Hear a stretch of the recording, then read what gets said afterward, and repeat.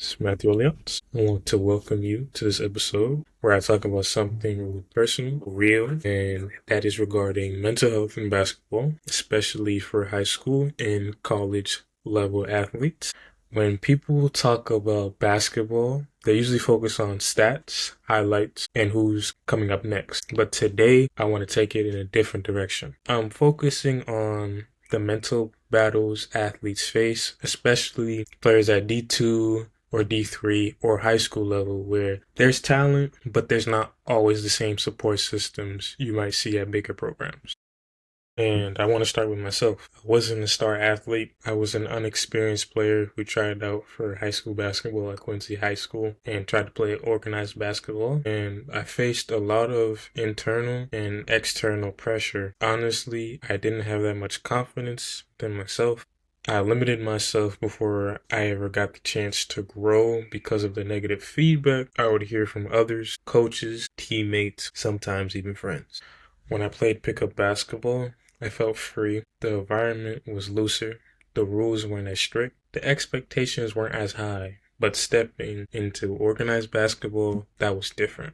It was no longer about playing. It was about reading defenses, making smart decisions, and being mentally sharp at every single play and possession. And the truth is, I wasn't mentally prepared. If I tried to move in a pickup game, it was completely fine. It was chill. But in the actual game, you can't just freestyle. You have to know what move you're going to make, when to shoot, how to react to defenders. I didn't really fully understand that until later on in my high school career as a basketball player. And the voices in my head, or what I would tell myself mentally, I didn't feel prepared. I told myself, I guess all I can do is just play defense, dribble, pass the ball. I can't shoot.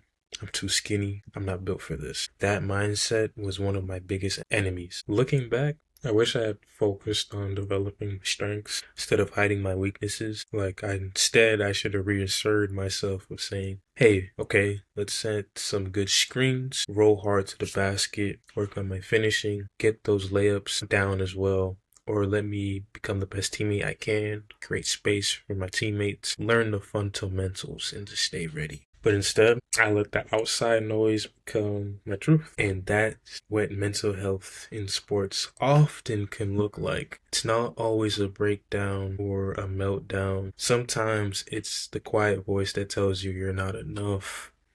Start to believe it. When I got cut from the QHS basketball team in 10th grade after the last tryout, that moment really hurt. But it also told me and taught me something important. I realized the training that I did physically was incorrect and I wasn't training my mind mentally. I was working on my body. I wasn't sleeping right.